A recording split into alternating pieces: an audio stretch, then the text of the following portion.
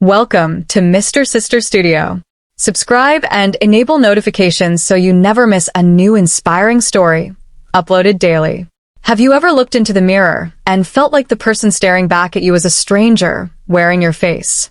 Have you ever smiled at your own reflection, knowing full well that the smile was a lie, a performance, a costume stitched together from everything the world expected you to be? That was me for most of my life. On the outside, I was the quiet good boy, the one teachers praised, the one relatives held up as an example, the one who never gave anyone trouble. But on the inside, hidden beneath layers of silence and pretending, there was another version of me trying to breathe. And that version had a secret so heavy that I was certain it would crush me the moment anyone found out. My name doesn't matter as much as my story does. So let me just take you inside the walls of the house where I grew up, the house where everything I thought I knew about love and family and myself came apart in a single unforgettable afternoon. It was an ordinary Tuesday, the kind of day that has no reason to be remembered, the kind of day you would forget by the following weekend. The sun was pouring through the curtains in that soft golden way it does just before evening arrives, and the house was quiet because my mother was supposed to be at work until late. She was a nurse, and her shifts often ran long, sometimes stretching past midnight, and I had grown used to those hours of solitude. Those hours were mine. Those hours were when I could finally stop pretending. I remember locking my bedroom door that day, even though there was no one home to walk in. I remember sliding open the drawer at the back of my closet, the drawer I had carefully hidden behind a stack of old textbooks and winter blankets, the drawer that held the only pieces of clothing that made me feel like I was finally telling the truth about who I was. Inside that drawer was a schoolgirl uniform, a soft white blouse with a rounded collar, a pleated skirt in navy blue with thin white lines running through it, knee-high socks folded neatly, and a small red ribbon that I'd learned to tie around my neck after watching countless tutorials late at night when the house was asleep. I had saved money for months to buy those pieces, ordering them one at a time from different websites, using a delivery service that let me pick things up in a locker 2 streets away so nothing suspicious would ever arrive at our front door. Every step had been careful. Every step had been calculated. Because if there was one thing I knew, it was that my mother could never find out. Not because she was cruel, not because she was harsh, but because she was the person I loved most in the world, and I could not bear the thought of seeing disappointment in her eyes. I could handle strangers laughing. I could handle bullies whispering. I could handle a lifetime of loneliness. But I could not handle losing her. That afternoon, I dressed slowly, the way someone might dress for a moment they have been dreaming about for years. I buttoned the blouse with trembling fingers, smoothed the skirt down over my legs, pulled the socks up to just below my knees, and tied the ribbon at my collar the way I had practiced 100 times. And then I stood in front of the mirror. And for a moment, just a moment, the world went quiet. Because the person staring back at me was not the stranger I had grown used to seeing. The person staring back was me. The real me. The me I had been hiding under baggy hoodies and short haircuts and forced laughter. And in that quiet moment, I felt something I had never felt before. I felt peace. I felt like the noise inside my head had finally stopped screaming. I felt like maybe, just maybe, I was not broken after all. And that is exactly when I heard the front door open downstairs. My heart stopped. My whole body froze. I could hear the familiar jingle of her keys landing on the small ceramic dish by the entrance, the soft thud of her shoes being kicked off, the tired sigh she always let out when a shift ended earlier than expected. She was home. She was home 4 hours early. And I was standing in the middle of my bedroom, wearing the one thing in the world she was never supposed to see. My mind exploded into 1,000 panic directions at once. Should I hide in the closet? Should I run to the bathroom? Should I try to change in under 30 seconds? Should I lock the door and pretend to be asleep? But before I could move, before I could even think, I heard her footsteps on the stairs. Slow at first, then faster. And then, of all things, I heard her voice calling my name in that soft, affectionate way she always did when she came home early hoping to surprise me. And I knew right then that there was no escape. The door handle turned. I had forgotten to lock it. Or maybe I had locked it and forgotten to check. Or maybe fate had simply decided that this was the day the truth would come out whether I was ready or not. The door swung open, and there she stood, my mother. Still in her pale blue scrubs, her hair pulled back in a tired ponytail, a small bag of groceries hanging from one wrist, a warm smile already forming on her lips because she was expecting to find her son doing homework or playing a game. Instead, she found me, standing in the middle of my bedroom, wearing a schoolgirl uniform, frozen, silent, terrified. The smile on her face did not disappear all at once. It faded slowly, piece by piece, like a photograph being erased. Her eyes moved from my face to the ribbon at my neck, from the ribbon to the blouse, from the blouse to the skirt, from the skirt to the socks, and then back to my face again. And in that long, unbearable silence, I could feel my entire life collapsing in slow motion. I remember thinking that this was it. This was the moment when everything I had ever known about safety and love and belonging would be taken away from me.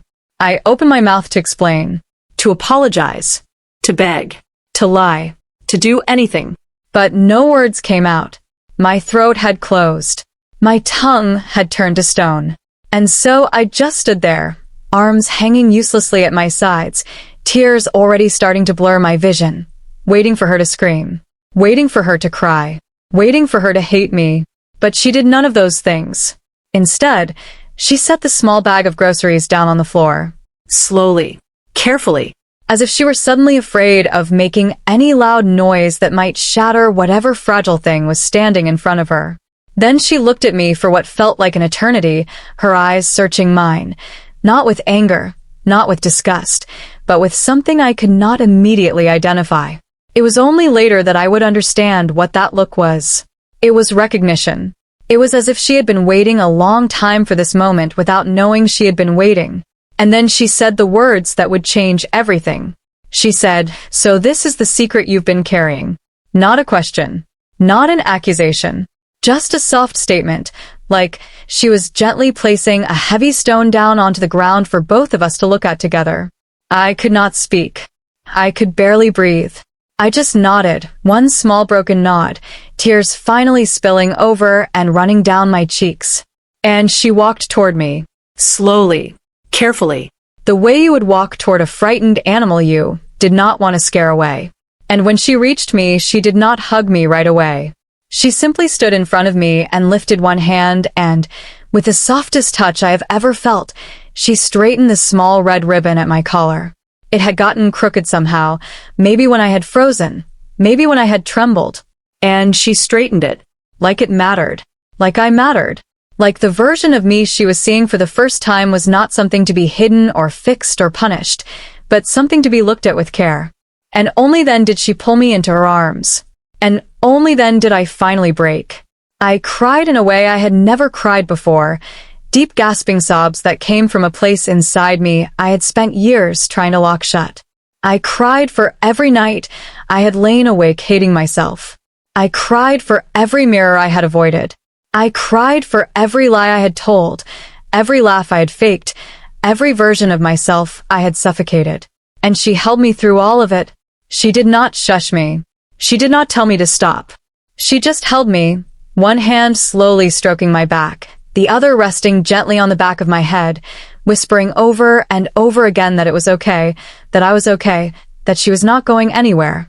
I do not know how long we stood like that. It might have been 10 minutes. It might have been an hour. Time had stopped meaning anything. Eventually, she pulled back just enough to look at me, and I saw that her eyes were wet too, and that shocked me more than anything, because my mother almost never cried. She was the strong one. She was the steady one. She was the one who held everyone else together after my father had walked out on us years earlier. But there she was, standing in my bedroom, tears sliding silently down her cheeks, looking at her child in a schoolgirl uniform, and instead of turning away, she smiled. It was a small smile, a tired smile, a sad smile in some ways, but it was real. And she said, "We need to talk, but not right now. Right now I want you to know that whatever this is, whatever you're going through, we're going to figure it out together." And then she said something I will never forget as long as I live. She said, I would rather have a child who is honest about who they are than a child who has to hide from me to survive.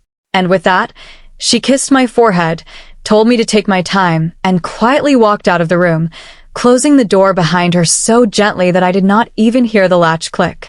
I stood there in the middle of my bedroom, still in the uniform, still shaking, still trying to understand what had just happened. Because for years I had rehearsed this moment in 1,000 different ways, and every single version had ended in disaster. Screaming, slammed doors, being thrown out, being sent away, being told I was sick, being told I was disgusting, being told I was no longer welcome. But not once, not one single time, had I imagined a version where she straightened my ribbon, where she held me, where she said we would figure out together. And that was the moment I realized that I'd spent years being afraid of a woman who, as it turned out, had loved me more than my fear could ever measure.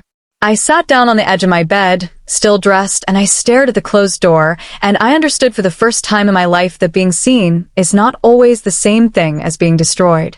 Sometimes being seen is the beginning of finally being real. Downstairs, I could hear her moving around in the kitchen. The familiar sounds of water running, of a kettle being set on the stove, of cabinets opening and closing. Ordinary sounds. Comforting sounds. Sounds that told me the world had not, in fact, ended, even though it had certainly changed forever. I eventually changed out of the uniform, folded each piece carefully, and placed them not back in the hidden drawer at the back of the closet, but on top of my dresser, in plain sight. It was a small gesture, but it felt enormous. It felt like the first honest thing I had done in years. Then I washed my face, took a long breath, and went downstairs. She was sitting at the kitchen table with 2 cups of tea already poured. Chamomile. My favorite. She did not look up right away when I walked in. She let me take my time, let me sit down across from her, let me wrap my hands around the warm cup before she finally spoke. And when she did speak, she did not ask why. She did not ask when it started. She did not ask what it meant. She asked, "Are you safe?" That was her first question. Are you safe? Have you been safe? Have you been eating? Have you been sleeping? Are people at school treating you okay? Because my mother, before she was anything else, was a nurse, and a nurse's first instinct is always the same. Make sure the person in front of you is not bleeding before you ask them how they got hurt. I told her I was safe, that no one at school knew, that I had never told a single person, that I had carried this alone for as long as I could remember. And she just nodded, taking small sips of her tea, letting me speak at whatever pace I could manage. And slowly, word by word, sentence by sentence, I started to tell her things I had never told anyone. I told her about the first time I had ever felt different, back when I was maybe 7 or 8, sitting on the floor of my cousin's bedroom while she tried on outfit after outfit for a school play, and how something inside me had ached in a way I did not have words for at the time. I told her about the years of silent confusion that followed, the way I had watched other boys and tried to copy their gestures, their voices, their interests, always feeling like a translator working from a language I did not actually speak. I told her about the first time I had ever put on a piece of clothing that was not meant for me, a soft cardigan I had found in a donation bin at the community center when I was 13, and how I had hidden it under my mattress for almost a year before finally throwing it away out of fear. I told her about the loneliness, about the online forums I had found late at night where people used usernames instead of real names and shared pieces of themselves in the safety of anonymity, about the guilt, about the shame, about the nights I had prayed to become someone else, someone simpler, someone easier to love. And through all of it, she just listened. She did not interrupt. She did not correct me. She did not try to explain me to myself. She simply sat there, hands wrapped around her cup, eyes steady on mine, giving me the one gift I had never dared to ask for, the gift of being heard. When I finally finished, when there were no more words left inside me, she was quiet for a long moment, and then she said something that would go on to define the next chapter of my life. She said, "If this is who you are, then I want to understand it.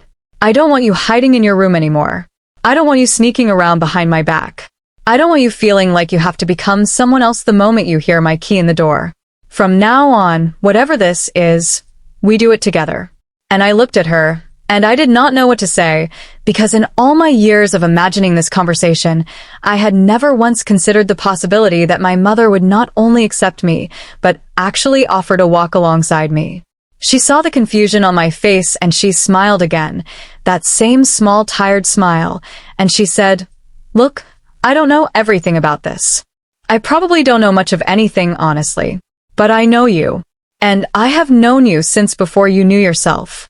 And if there's a part of you that has been trying to come out for this long, then the least I can do is help you meet her properly." That word, her, it landed on me like a soft wave. She had said it so naturally, so casually, as if it had always been the right word, and she was just the first person to have the courage to use it out loud. And something inside me broke open again. But this time it was not painful. This time it felt like a window being opened after years of stale air. That night we did not solve anything. We did not label anything. We did not make any big decisions. We just drank our tea, and eventually we made dinner together, and eventually we ended up on the couch watching an old movie that neither of us was really paying attention to. But something between us had shifted permanently. The house did not feel like a place where I was hiding anymore. It felt, for the first time in years, like a place where I was allowed to exist. Over the next few days, she gave me space. She did not bring it up. She did not push. She let me come to her when I was ready.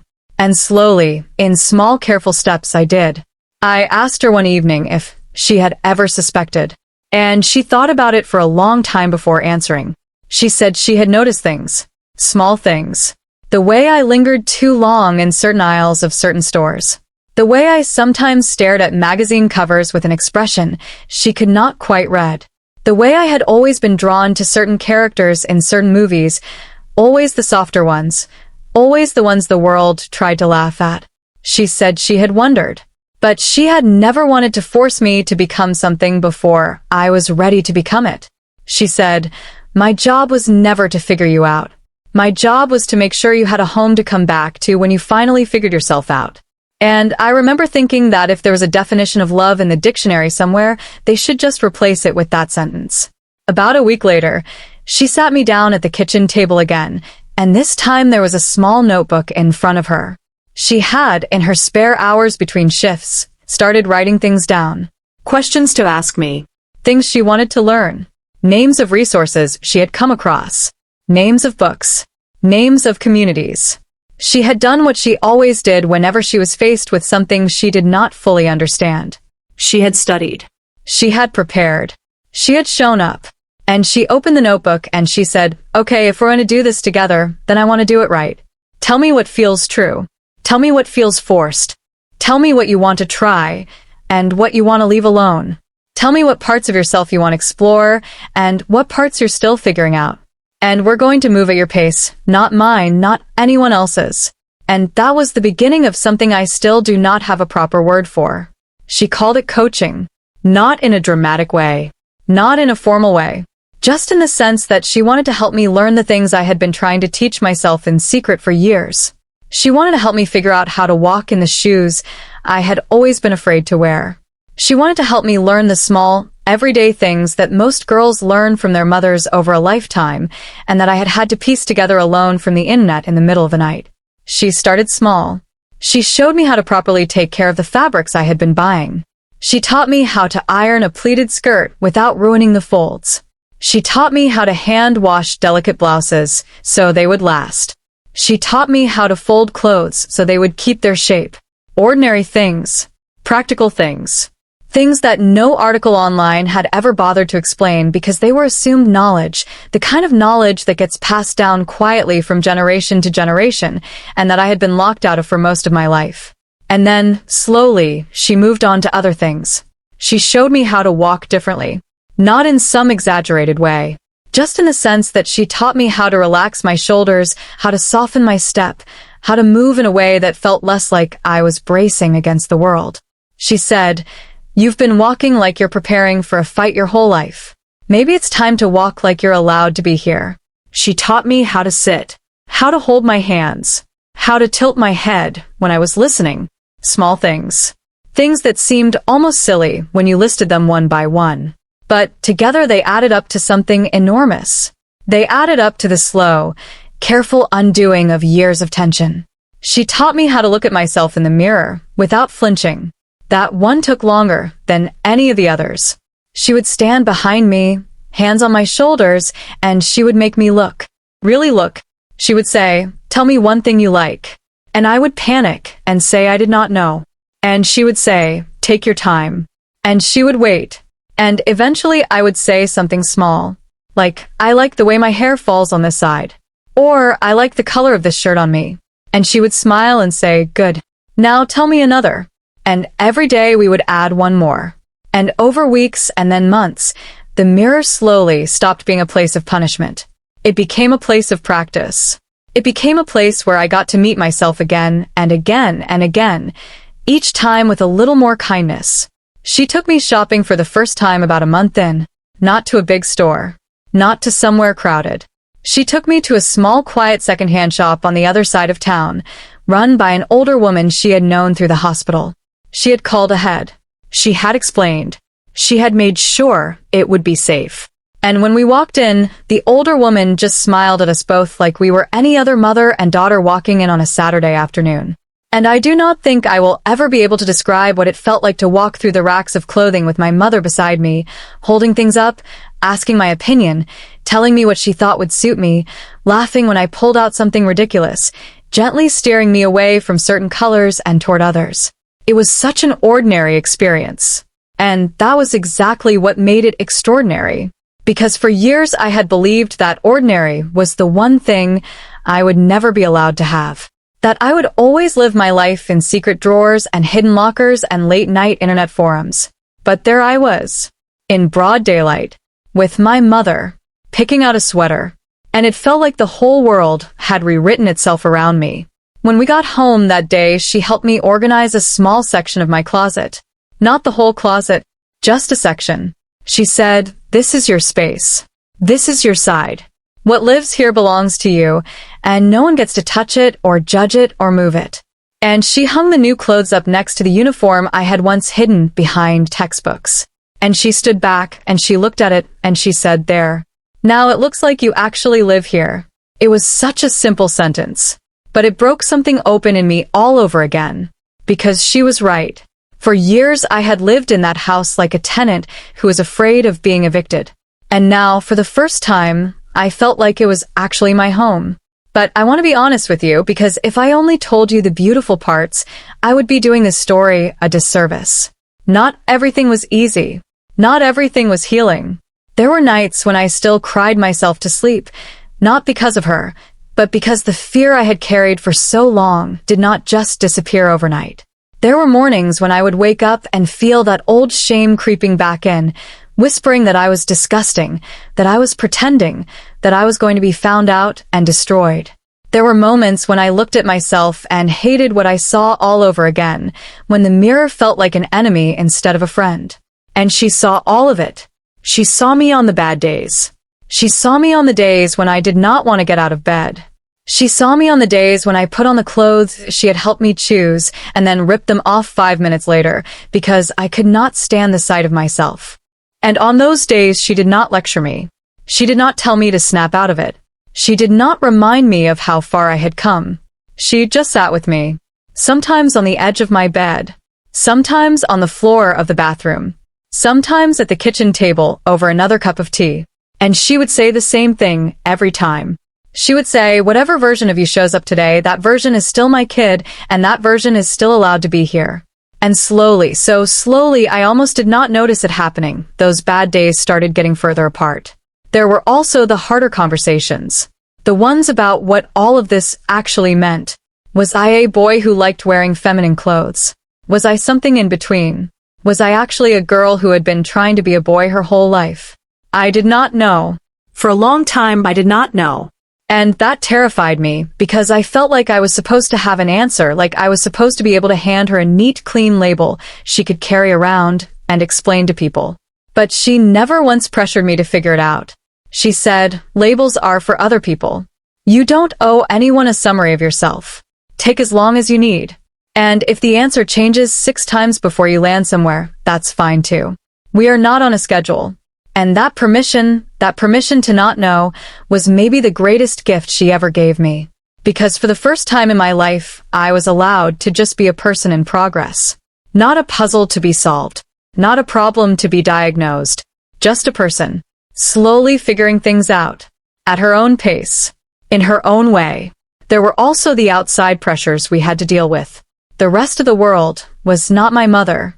The rest of the world did not sit down at kitchen tables with notebooks full of questions. The rest of the world could be cruel, and both of us knew it. So we made decisions carefully. We decided, together, who to tell and who not to tell. We decided that certain relatives would not be told, at least not yet. Not because we were ashamed, but because we were tired, and we did not have the energy to spend on people who had already shown us who they were. We decided that at school, I would continue to move through the day the way I always had, at least for now, because school was not a safe place to experiment, and my mother was fierce about protecting me from harm I did not need to take on. She said, "You get to decide when and where and how you show yourself. Nobody else gets to make that decision for you. And if there are places in your life where you have to keep a part of yourself quiet a little longer, that doesn't mean you're going back into hiding. It just means you're being smart.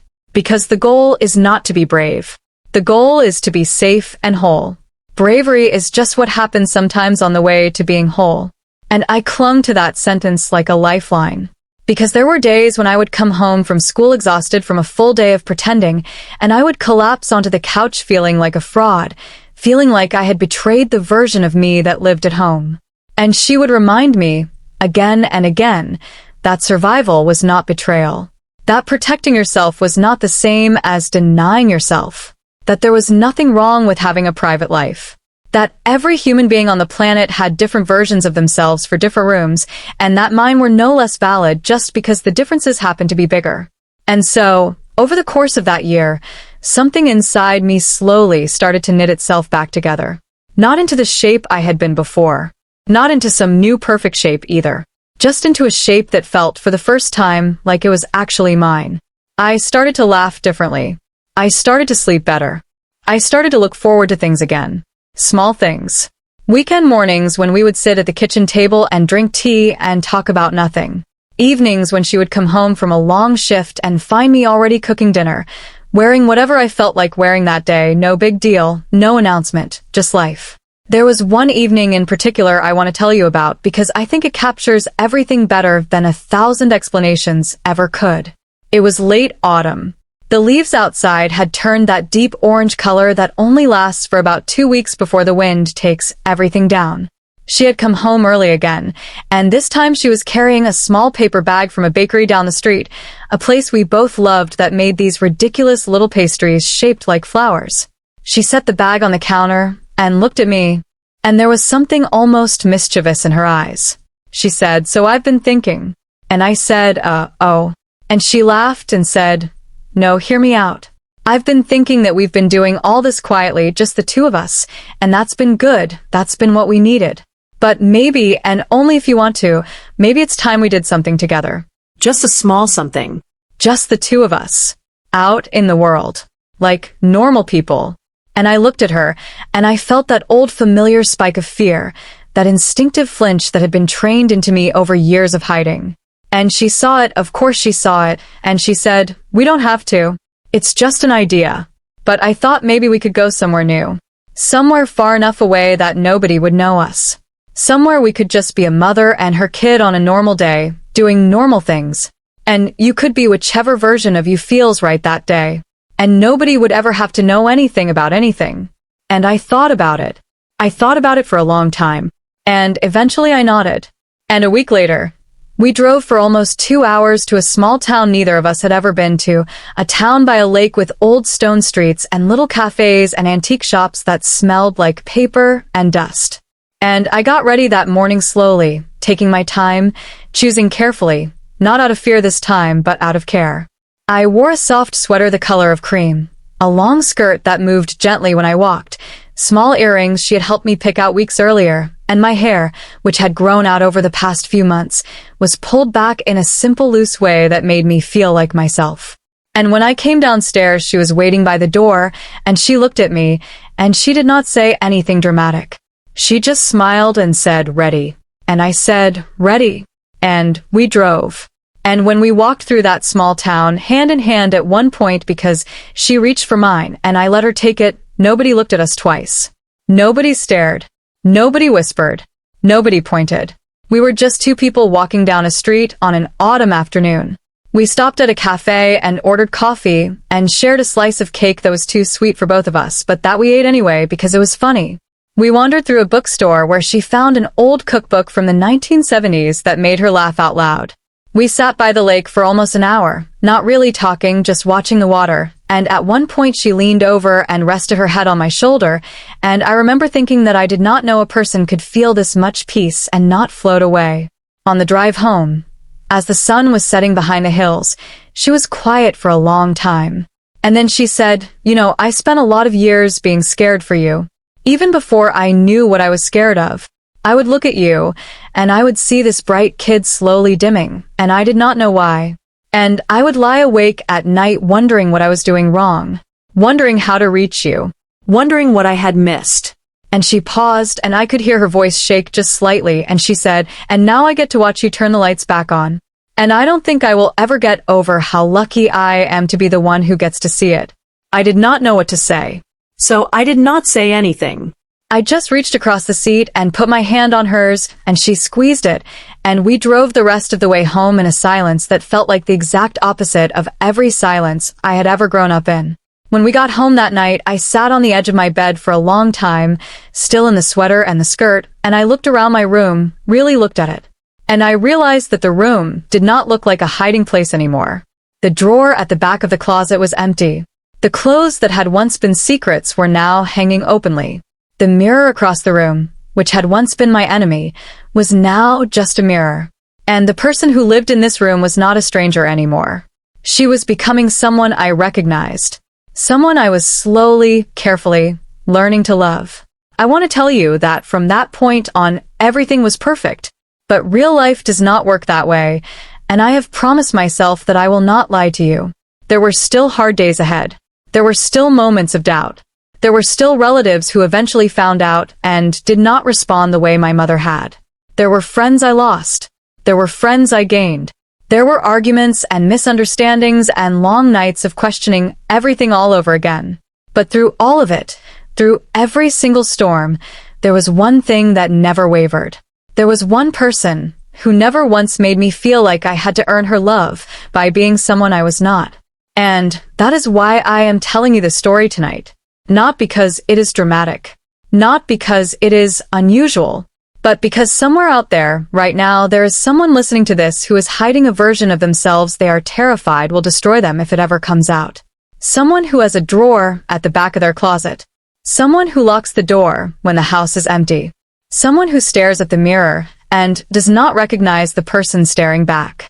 And I want that person to know that being seen does not always mean being destroyed. Sometimes being seen is the beginning of finally being free. I want that person to know that the people you love the most are sometimes stronger than you give them credit for. That the fear of losing them is often heavier than the actual weight of telling them the truth. That there are mothers and fathers and siblings and friends out there who, when they finally get to see the real you, will not turn away. They will straighten the small red ribbon at your collar and pull you into a hug and tell you that you are still theirs. And I know that is not everyone's story. I know some of you have already been hurt by the people who were supposed to love you the most. And to those of you, I want to say this. What happened to you is not your fault. Their inability to see you does not mean you were not worth seeing. Their fear was theirs, not yours, and you do not have to carry it forever. You are allowed to build a new family out of people who choose you on purpose. You are allowed to become your own mother, your own father, your own home. And I know, from the deepest part of my own experience, that it is possible. It is possible to rebuild. It is possible to belong.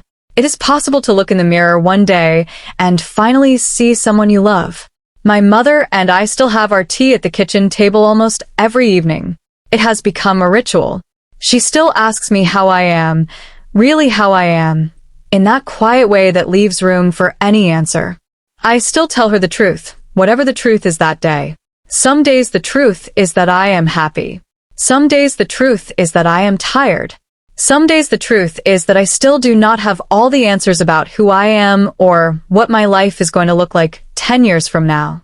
And she still nods, and she still listens, and she still tells me that the answers can wait, that the important thing is that I am still here, still trying, still becoming. And I think if there is one thing I would want you to take away from this whole long story, it is this. Trust is fragile. Yes, terribly fragile. It can be broken by a single word, a single glance, a single choice. But trust is also stronger than we give it credit for.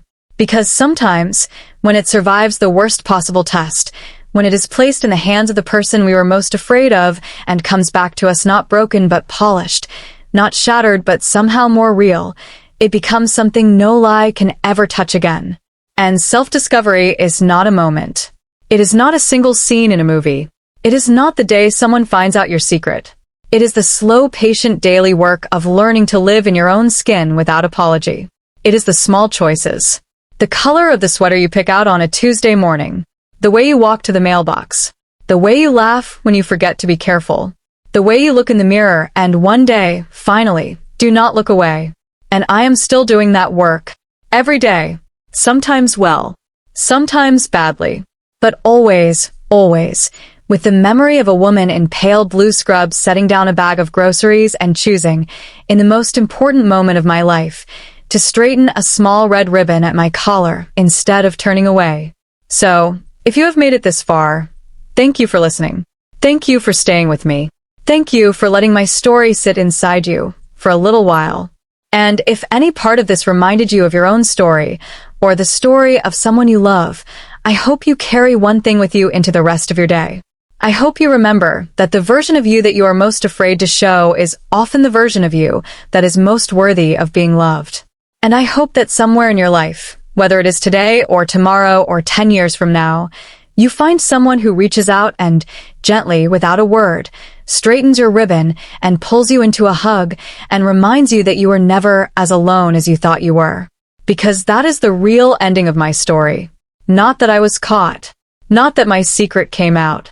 Not even that my mother accepted me. The real ending is that I finally learned what it means to be at home inside myself. And that is something no one can ever take away from me again. And if I could reach through this screen right now, if I could sit down across from you at your own kitchen table, I would tell you the same thing my mother told me on that first quiet evening over 2 cups of chamomile tea. I would tell you that whatever version of you shows up today, that version is still worth loving, still worth listening to, still allowed to be here. And I would tell you to hold on, just a little longer. Because your ribbon is crooked, but there is someone out there whose hands are gentle enough to straighten it. And when they do, you will finally understand what I understood on that ordinary Tuesday afternoon so many years ago now. You will understand that sometimes the moment we are the most afraid of turns out to be the moment we have been waiting for our whole lives. And you will understand, maybe for the first time, that you were never a secret to be kept. You were always a person to be seen. Thank you for being here. Thank you for being brave enough to listen to a story like this one. And wherever you are tonight, whatever you are wearing, whatever version of yourself is closest to the surface right now, I hope you know that you are allowed to be here. You are allowed to take up space. You are allowed to be loved. And if no one has told you that today, please let me be the one to tell you now. You are allowed. You are allowed. You are allowed.